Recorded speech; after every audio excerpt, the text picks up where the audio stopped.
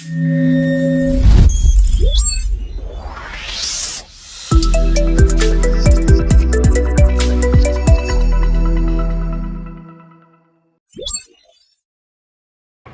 morning once more and welcome to Freedom Square. Of course, Freedom Square comes to you every Saturday, 10 a.m. to 12 noon, and we are reaching you from Saharan 100.9 FM, 10B Savage Crescent, GRA Enugu. And don't forget that this is a village square. Of course, if you grew up in the village, you know that perhaps every weekend families, communities will gather at the village square and have a conversation around development, cultural issues, social issues. And that's exactly what we have just brought to the radio and to online social media. So every Saturday we have this conversation where we discuss Nigeria and the world. And of course, this morning I wish to formally say good morning to Nigeria, good morning Africa, and good morning to our listeners across the world. Of course, this is Freedom Square Live, the program where ideas are interrogated, so to speak, policies are examined, and the future of Nigeria and the world is discussed without fear or favor. My name is still Saharan, and I'm still your host. So this morning we're going to have a conversation around globalization and public health, a focus on sub-Saharan Africa. In an interconnected world where diseases cross borders faster than policies, where global trade, migration, climate change, and technology shape health outcomes, the question is no longer whether globalization affects public health, but how, who benefits, and who is left behind. To help us unpack this, if you don't know the length and breadth we've traveled, we'll cross seas, the oceans, deserts, to bring our guests. Our guest is actually a Nigerian, but he has achieved so much internationally. When time comes, I would like him to properly introduce himself in the manner that he wish to. But what I want you to understand is that our guest is an authority in global health governance, international law, and development with deep insights into Africa's public health challenges within the global system. He is a professor of law, of international law, but currently is the director, Mahatma Gandhi Institute of Education for Peace and Sustainable Development. He's actually based in New Delhi, India, and of course from there he oversees a lot of the Asian areas, the world, and all that. So he's Professor Obijiofo Akinam. Prof. Thank you very much. I don't know how long the last time you were here. You were in this part of the world. Well, just a year ago. A year ago, Yeah, okay. I was You're a yearly visitor. Sometimes 6 monthly. Okay, because you just knew a lot of people when we posted the flyer, we saying Prof.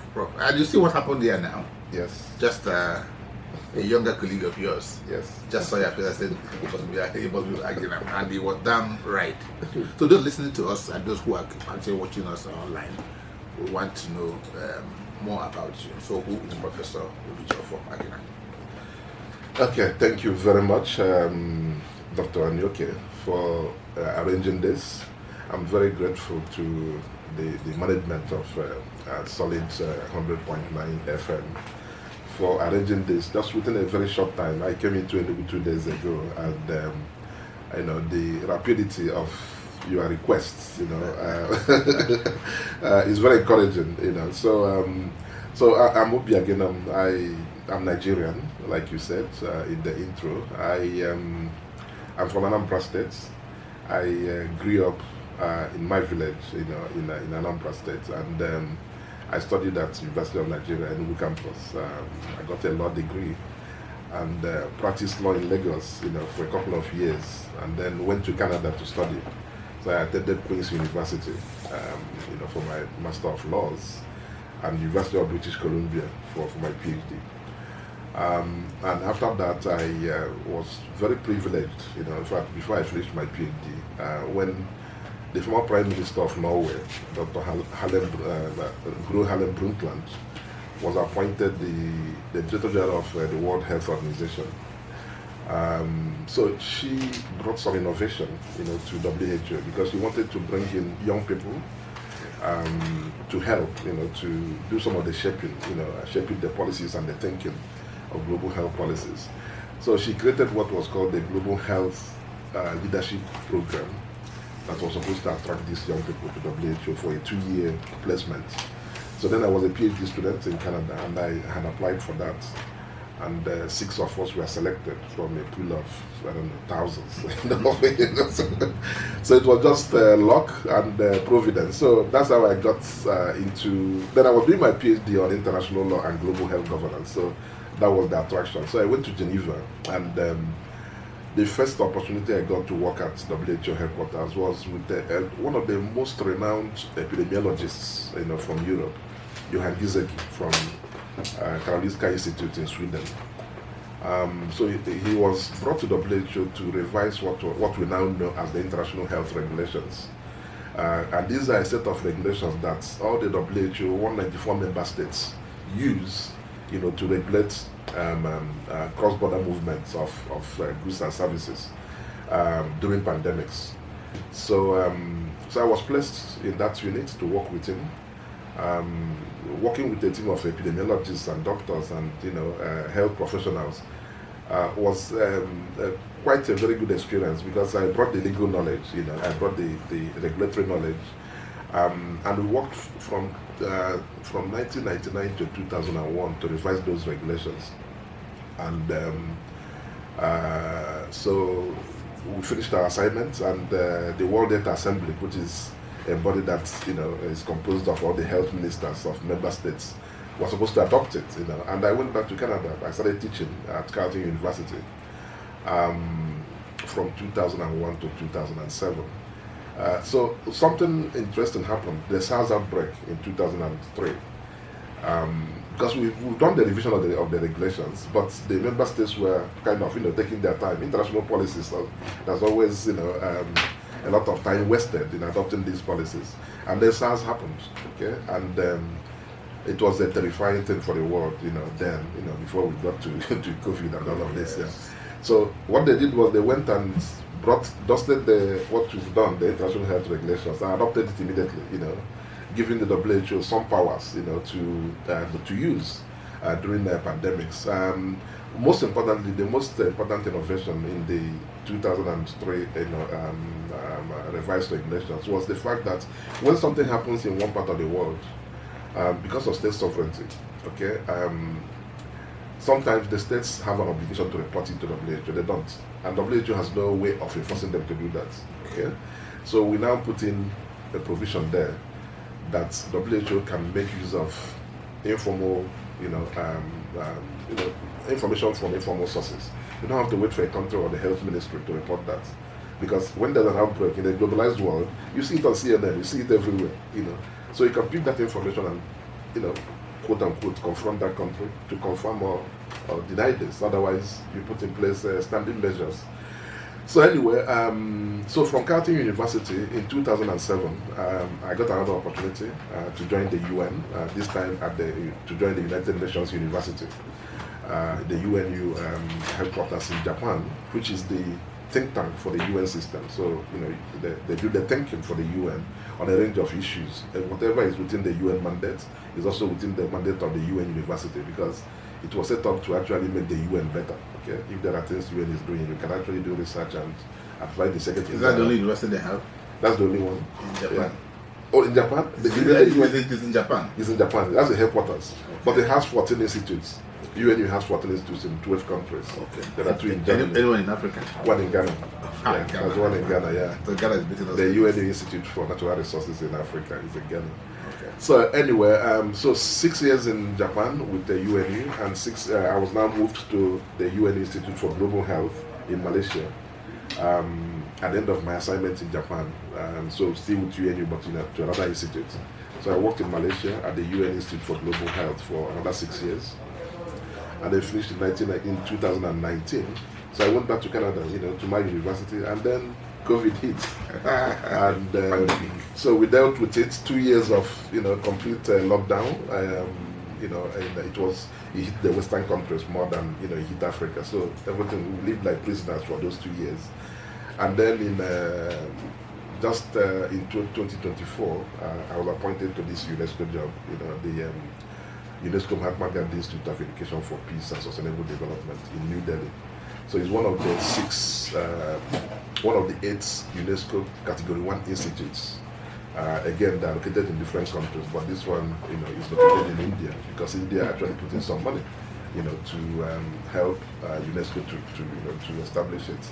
So that's what I'm doing now, working on education for peace, but also the SDGs connect all of this. So health, education, sustainability, they're all all connected. Okay, thank you. That's a rich resume, you would say, for one Anambra. And this narrative differs from what we see when we think that every Nigerian who is outside our shores is actually doing something that's negative. So it's actually gratifying to know that men and women like you who are making our country and our continent proud, doing things that are globally recognized and globally rewarded. Okay, you just talked about international health regulations. Maybe very part of the legal frameworks. Given your role in revising the World Health Organization international health regulations, how can African nations better leverage these regulations to protect their borders without crippling local trade? Yes, I mean that's really what the IHR tries to do. It tries to build a balance. Actually, if you look at the first article in the international health regulations, it talks about the need to balance the international movement of goods and services and people as well, without jeopardizing trade. Okay, so you have to maintain that fine balance. And the reason why you have that provision, the IHR itself is something that is one of the oldest set of regulations. It actually predated the UN. It was something that the European countries put together in the mid 19th century. When there was very stringent quarantine regulations, and during the following the Industrial Revolution and the fact that the rise in maritime navigation and commerce, so a lot of there was a lot of vessel movement, maritime trade between England at that time and parts of Asia. So but before you can do that, you have to cross the Italian city-states, for instance, and it's not the Italy we know today. There are about 15 or different city-states. So each of them have their own quarantine regulations. So you could imagine what an ocean-going vessel goes through. You can be detained for 30 days, in each of these states. So it was actually impeding, trade. So that was the motivating factor, So they got together around 1861, 11 European countries to negotiate what they called at that time the International Sanitary Convention. So over time, before the end of that century, there were a series of, and at that time, African states were not yet, independent. But so that was the origin. Then, at the time of the League of Nations, 1918, 1919, they had what we call, there was a sanitary office for the European countries. Then the countries of the Americas had what they called the Pan-American Sanitary Bureau in Washington, D.C., taking care of Canada, US, and the Brazil and the Southern the American states. So then there was the health office of the League of Nations. So there were 3 major, but somehow the international health regulations had transformed, each time, and then when we got to the UN, all of these things were got smashed, and subsumed under within the World Health Organization. So that's the historical background. Coming to the question that you raised, there are a whole lot of problems when there is a suspicion of disease outbreak. Okay, not even confirmed. What countries do is to put in place this, very stringent measures. Okay, quarantines, travel advisories, all kinds of things at the airports, back and this. So I'll give you 2 examples. There was a time that Peru had a cholera outbreak. So what the US did, and most of the European countries, was to embargo goods coming from Korea, or coming from Peru, okay? Complete embargo, okay? There are so many other examples of this. So overreaction, because there's no scientific correlation between the fact that there's cholera in Peru and goods coming from that, this thing. So that's one part of it. The other part is also travelers coming from those places. You might have cholera in Enugu. Anyway, I live in Lagos, and I travel from Lagos to and I'm detained at the airport because I'm coming from Nigeria. Okay, so these are the kinds of excessive measures that the international health regulations, sought to. So it really wanted to put WHO at the center to coordinate all of this. And it works somehow. It works in some instances. So there are you are right. There are so many of these examples of situations where disease or a health issue is used as a ground to impede trade, and African countries have been hit the most. Okay, we'll come to that maybe later. Okay, so there was one example. Okay. Outbreak of cholera in East Africa around the Victoria basin led the entire European Union, the EU, not just one country, to embargo fresh fish from Kenya, Mozambique, some countries around there. And this took time because everybody said, look, you don't have, there's no, even on the international trade rules, you can't do that because there's something that is called the SPS agreement, the Sanitary and Phytosanitary Measures Agreement for WTO. And what it says there is that before you put those kind of embargoes, you have to show scientific evidence, okay? And in this case, we got it wrong because there's no scientific correlation between that cholera outbreak and fresh fish export from East Africa. But before you could challenge it, these countries are suffering, okay? Yes. They're losing money, Uganda, Kenya, Mozambique, there are about 4 of them. So these are some of the examples. Bro, our focus is actually on Sub-Saharan Africa. Yes. And so when you have a look at Sub-Saharan Africa, what do we see? We actually see recurring challenges, pandemics, weak health infrastructure, medical brain drain, and dependency on foreign aid. My question will be double-fold. One, how has globalization shaped Africa's vulnerability to health crises like COVID-19, Ebola, and Lassa fever? Yes. And two, is Africa truly part of global health decision making, or merely a recipient of decisions made elsewhere? Okay, those are two very important questions, and the second one is more political, it's more politics. But the first one about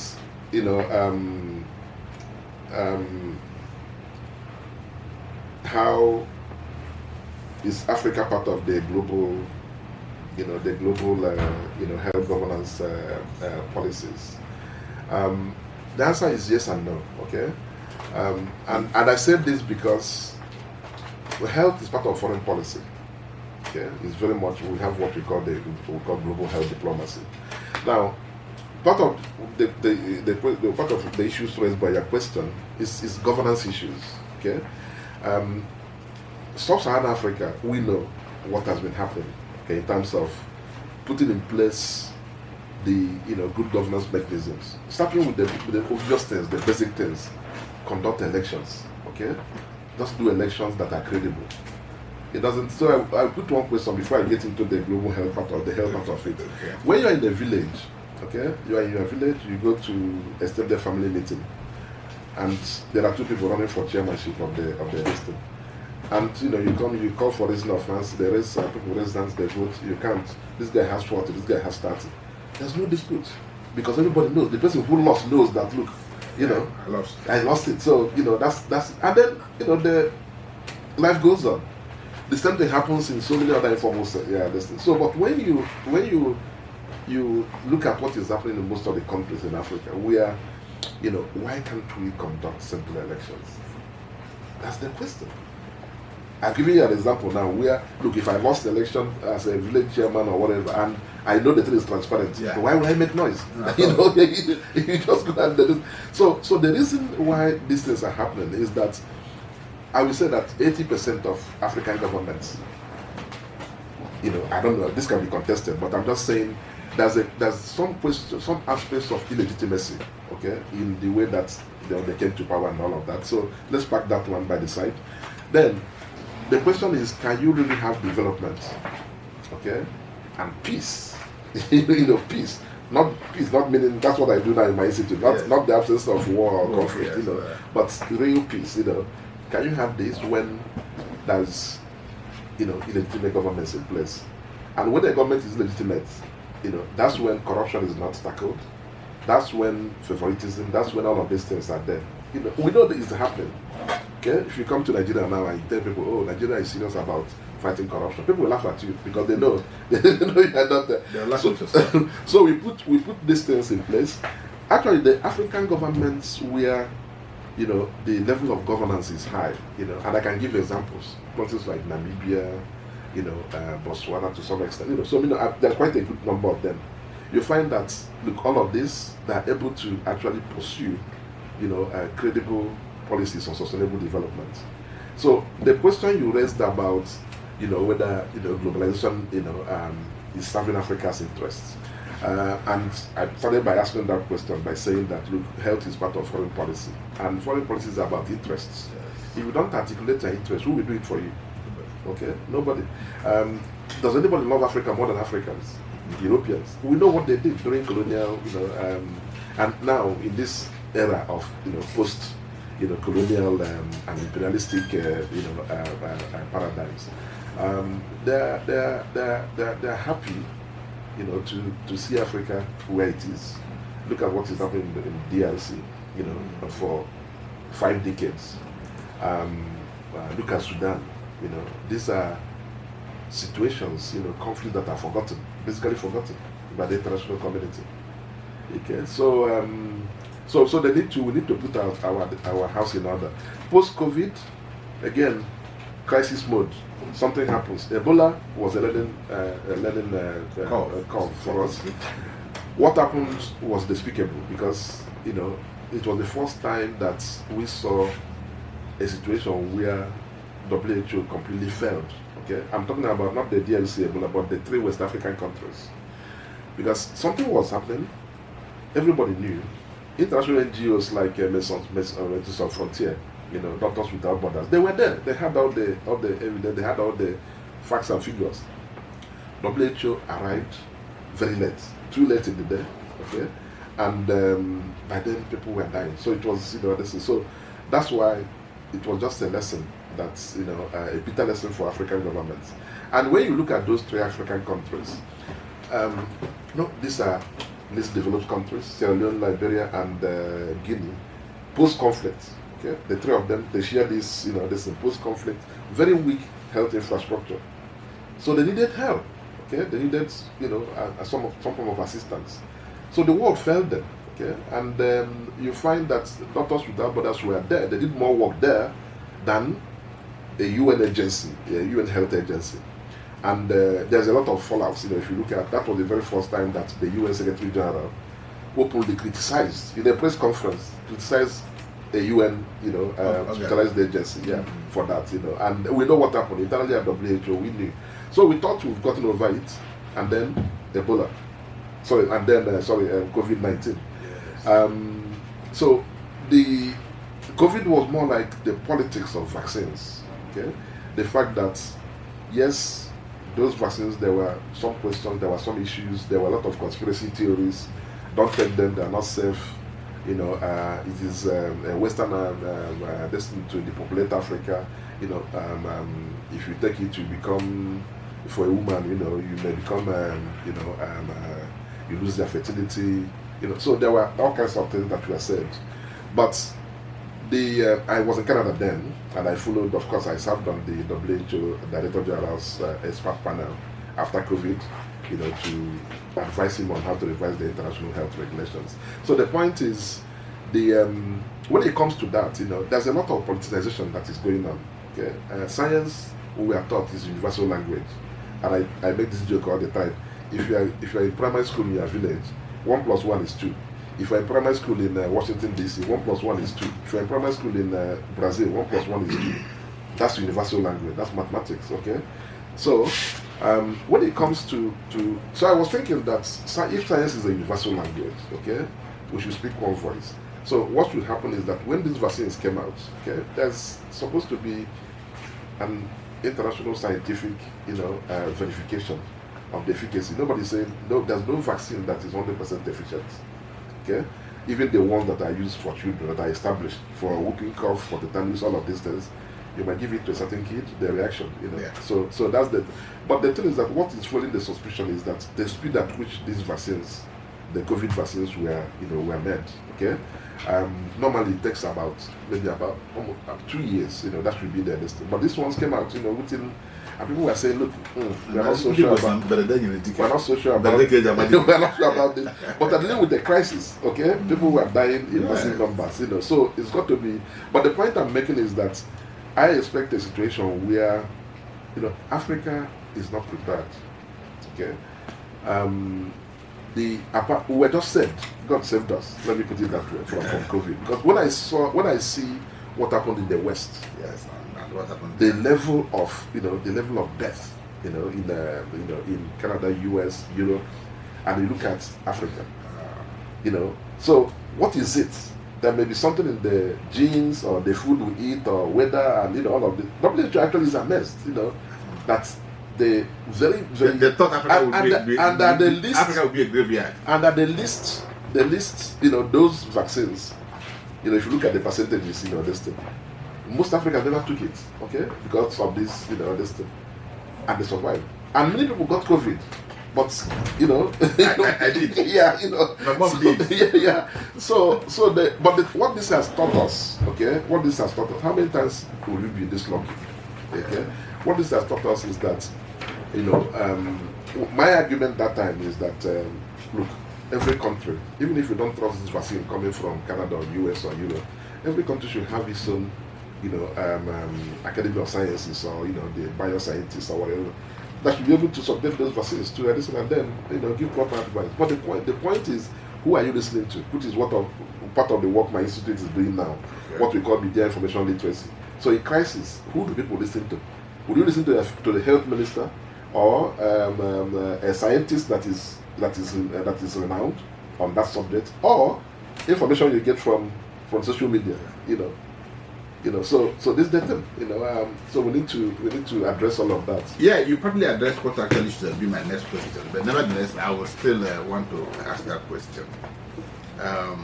One of the biggest debates that actually happened during the COVID-19 pandemic was vaccine inequality. Yes. The vaccine access revealed a few things about global power dynamics and health justice. Because we're not getting enough, even whether we're going to use it or there was politics on what comes to Africa, and all that. But most importantly, how can Sub-Saharan Africa move from dependency? Yes. Because that's the key issue Yes. to self-reliance in healthcare, innovation, and production. Yes. No, precisely. That's the question. I mean, I was in Uganda just 3 weeks ago. There was something we're trying to do, a kind of research projects on education as the foundation for peace, well-being, and sustainability, and we're looking at it from a well-being, from health, perspective. So some of these issues came up, In fact, there was one gentleman I met at Oxford, a very young guy from Kenya, who gave a presentation in that meeting on African health sovereignty. I was looking at vaccines. He's a pharmacist. So I met him at Oxford, the Africa conference in May. He was doing his PhD. So he finished and came back to Kenya. And so there's a lot of studies. And we know, you're right on point, we're not prepared. There's no buffer, there's no defense, So the point is, can we have put in place mechanisms for, it's not just vaccines, but what we call medical countermeasures, okay, including PPEs, oxygen, and all of this, because they're all part of the equation. Vaccine is just one component. During COVID, a lot of people were survived because they were put on there's enough oxygen to go around. People survive because there's PPE for health workers. People survive because there are ventilators, that people can be, in extreme situation. So Botswana is one example. They placed order for those vaccines, and those orders were delayed. So it's not about not having money. They're not asking anybody for any help. They have the money to buy the vaccines. They placed the order. It was delayed, and these guys were stockpiling them. So do you know what happened eventually? Towards when things started easing, okay, a lot of Europeans and Canadians and Americans have been vaccinated.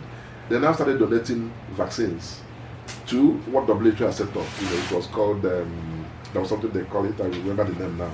So they started donating vaccines to them. And these vaccines had very short shelf life. Okay? So by the time they got to Africa, some of them were even destroyed. So this is just the politics part of it. And I raised the question, one of the opinions I wrote during COVID was whether,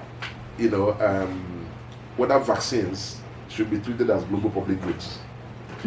Okay, and if they are, then there should be enough to go around to anybody who wanted them. There should be enough. There should be no rivalry, to their availability. So when you categorize something as a public good, and that's actually what, all the rules about intellectual property, patents, and all of this, they should be waived. And I'm very happy with what South Africa and India did. Okay, the activism that they showed, the leadership that they showed to the global South, by going to the World Trade Organization, to request the waiving of those intellectual property rights until such a time that a significant percentage of the world is vaccinated. Unfortunately, the European Union, the US government opposed it. And by the time they made the decision at the WTO, to waive those intellectual property rights, and the things have eased, and COVID was now on the decline. And also, they removed a lot of things there. They just put just vaccines, and removed, because they were asking for, like I said, medical countermeasures, PPEs, oxygen, and all of that. So that's leadership. And one of the questions you asked about Sub-Saharan Africa, whether the idea of globalization is fair to them. Sometimes you find this kind of coalition, and South Africa, Brazil, and India have done very well, in kind of building that coalition, that covers our own region of the world, when they want to, when they want to get changes out of these systems. So they did that during COVID. They've done that all the time, So it's an aspect of the South-South coalition. Okay, I'm going to go a little bit into law. Even it's health-related law. How can the right to health be transitioned from a legal aspiration to an enforceable reality in Sub-Saharan Africa legal systems? Yes. Well, the concept of rights, speaking like a lawyer now, is always a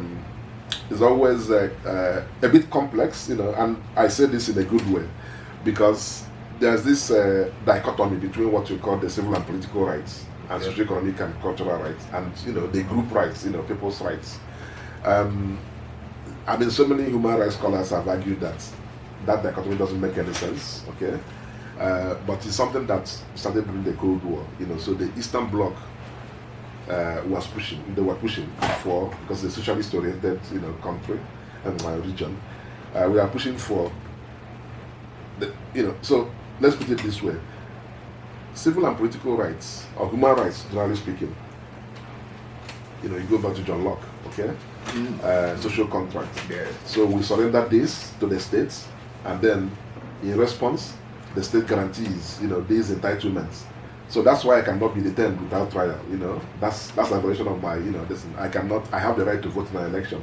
I have freedom of expression. I have freedom of association. All of this. So these are what the Western countries see as human rights. Something that when it is violated, there is actually sanction. Okay, you go to court or tribunal or whatever. Okay, to get redress.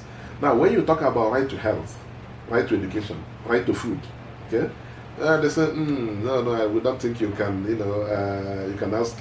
Well, the argument about health is that we're all born, we have our genetic components at birth.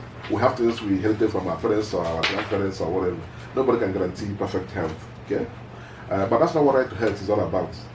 Okay, so they start arguing that, look, how can you articulate it in such a way that is legally enforceable? But there are examples. We are speaking on health.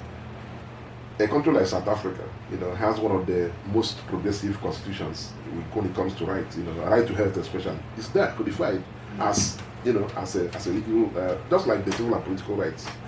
Now, there's one big case that went to the Supreme Court in South Africa, the Supremani case. It's somebody who needed kidney transplant, and he was in the public health system, and he was on a waiting list. Okay, and then he suffered some fatal damage, and eventually, he died. So the family sued and said, look, this is a violation of his right to health. But the Supreme Court of South Africa, the argument is that, look, we cannot force the governments to provide what, we're not the one running the budget. Okay, so he was given the best care that was available publicly, into the public health, structure. So these are the kind of things. So even if that case has led to a lot of debate. So you can have it in the constitution, but when some of these realities hit, the judges will find their way and say, look, this is not a violation because he wasn't denied access. He had access to what was, this. The little lie I knew, they said justice delayed, justice denied. So if health intervention is delayed, is it not denied? No. What part of what the Supreme Court was saying in that case was that we cannot force the government, so the budget is done by the executive, by whatever. So This is actually they run these kidney centers. When this man had a problem, he had access, he wasn't denied, but this is what is available. Okay, so you have to, decide on based on the sources that were available. Now, the other way to look at it, is India, which also is a very good example. If you look at the government of the Supreme Court in India, has been very activist. Their constitution is very much like us, our own, where health is not part of the fundamental human rights provisions of the constitution. You can see things there on the so-called state directive principles that are not enforceable. Okay, but the Indian Supreme Court, over the years, they have a very good record on that. When they interpret the right to life, they interpret it in such a way, very ambitiously. They say, look, what is life without good health? Okay, so they find ways of, and they do it all the time. During COVID, they made a decision and said the government should make oxygen available to everybody. We don't care where you get the money from. You have to do, and they did. They started doing emergency, and this thing. So, and when I teach, because a few times I've had the ability to teach courses on human rights, So I ask this question: of what relevance is voting in an election to a village woman who is poor? She has 4 children. One has malaria. The other 3 are hungry. And they are telling her to go vote in an election because civil and political rights are more important. She's worried, about the health of her children. She's worried about her own, the fact that so we need to see all of these things as interlinked. So your question is again yes and no. We have some progressive constitutions like the South African Constitution where expressly the right to health is a legally enforceable fundamental right.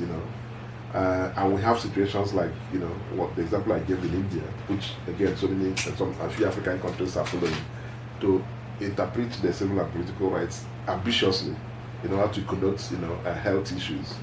But health by itself, there's always a problem because of that, the absence of enforceability. In your own candid opinion, what would you think are Nigeria's biggest public health risks in a globalized world today? And following that, it would be what policy gaps must Nigeria urgently address? Could you repeat the first? Okay. The first is, what are Nigeria's biggest public health risks in a globalized world? Yes. That's one. And then what policy gaps must Nigeria urgently address to protect its population in future global health emergencies? Yes, again, two very solid questions. in terms of the risks, I'll be frank as well. Okay, I really don't think we plan things well in this country. Okay, and I say it in a good way as somebody who wants to see things improve. Yeah. I worked at WHO, and I know some of the mechanics, how the policies and politics play out there. Most African countries, including Nigeria, especially Nigeria, there are things that they need to do. We don't prepare well for meetings in advance. We don't even come with the best team. Okay, this country is blessed. Okay, there's something you said in the introduction that where Nigerians abroad, who are doing the nation proud. We are blessed as a country. Nigeria's wealth is not the oil and gas. I tell people this all the time. It's not the natural resources. It is the resilience of the people. Nigerians are very hardworking. They're very smart. Okay. Once you give them an opportunity, they take it. But if you're in a country that don't give you that opportunity, go to the US and see Nigerian doctors. The top notch, very complex parts of medicine. You see them there performing. The same thing for if you go to England, go to everywhere. So the question is, why is it that when they're here, those doctors or those engineers or those professors, they can't perform optimally? So we need to plan things. Is it environmental? It's not environmental. It's human. It's Nigerian condition.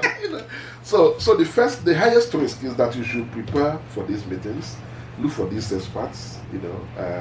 They are here. Okay, even if you don't want to tap into Nigerians in diaspora, some of us are also willing to help if we are called upon. Pro bono. We're not asking for any money. Okay, so but prepare for meetings. The global health, forums that you attend in Geneva is not a place where people go for jamboree. I've been there. You see the United States come for a negotiation. Okay, you see a delegation of 30 Americans in delegation. European Union, the same thing. Nigeria will come in with one or two people.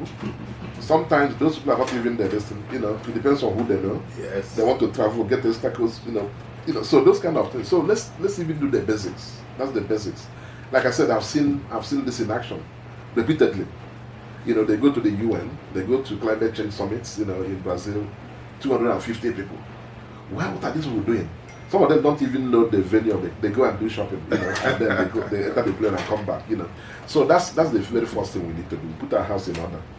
Get the best brands. They're here. They're in this country.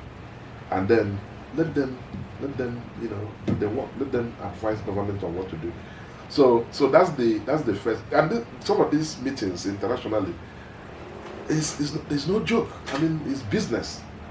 Very serious business. You see the interventions. I happen to, again, quite a privilege, to when I'm working on as part of the after COVID, part of the DG of WHO's advisory panel, expert panel on revising the international health regulations. So the DG put us together, 9 of us, from different regions.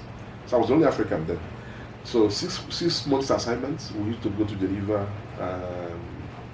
from June to December. So every month we spend 5 days in Geneva, and one of those days we have to interact with diplomats from the 194 member states of WHO. The DG of WHO, Dr. Tedros, was there with us. We looked at over 200 amendments suggested by countries, to revise the regulation. And there was also the parallel process, the pandemic treaty, because that's also one thing that that was negotiated after COVID. And I talked to the African group, 2 times. I can show you. I mean, if I have my laptop, I will show you. I wrote an opinion, just like a very concise opinion. I said, look, this is what this is all about. Okay, this will be negotiated, and this is the position that these countries will take. The Western countries. You need to put your house in order. All of you. You have to put your house in order. So I sent it to them. Of course, nobody did anything. So the negotiation started. After the IHR, the pandemic treaty was being negotiated, and then the EU and the US came with the mighty delegation. They come very well learned, they're very prepared. They were just knocking out, this is what we want, this is what we don't want. So something like technology transfer, you ask me about African technological leaders, they say no, it shouldn't be legally binding. It should be done on a case-by-case basis, as cases. That's their position. European Union took their position. US supported them. The African government sat there. They didn't do anything. So it was now when the director of African WHO African region, Gogo Brazzaville, very, very, pragmatic lady. So she found what was happening. Towards the end, she now convened a meeting in Kenya. The WHO African states. She wanted to see their health attaches in Geneva, those who are negotiating distance, and so they all came. And that was when I got a call. Oh, please, can you come to Nairobi tomorrow and and advise them? This was what I was telling them 2 years back. Okay. So I struggled. I landed there, and they said, no, but I told them. I met some of you when we came for the meeting in Geneva. I told you that this was going to be the distance. It was already late, and that's what we have in that. So the point is that if you don't fight for your interests, nobody will do that for you.